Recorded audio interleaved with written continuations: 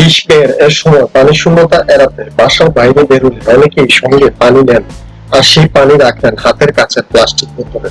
বিশেষ করে অনেকে এসব পানি ভর্তি প্লাস্টিক বোতল রাখেন ব্যক্তিগত গাড়িতে, আর এতেই বাড়ে বিপদ। প্রচন্ড গরমে শরীর যখন পানি শূন্য, তখন গাড়িতে উঠে এক চুমুক পানি খেলে শরীর জোড়ায়।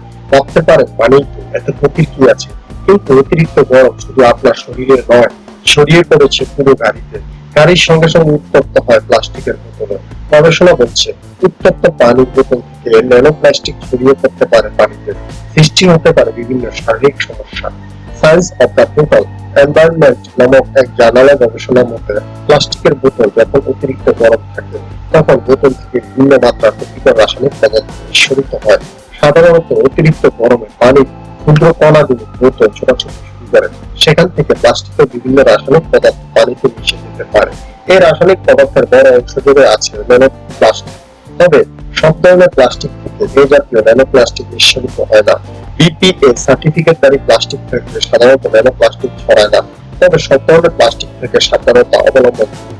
এছাড়া গরমে প্লাস্টিকের বোতল থেকে হতে পারে ব্যাকটেরিয়া সংক্রমণ। প্লাস্টিকের বোতলে যখন মুখ লাগিয়ে পানি খেয়ে আমরা, তখন কিছু ব্যাকটেরিয়া বোতলে লেগে যায়। অতিরিক্ত গরমে এই ব্যাকটেরিয়া বিস্তারের সুযোগ পায়, ফলে লম্বা সময় ধরে পানি উত্তপ্ত হলে ব্যাকটেরিয়া বাসা বাঁধতে পারে ঠোঁট বোতলে, যা পরবর্তী সময়ে শরীরের ক্ষতি করতে পারে।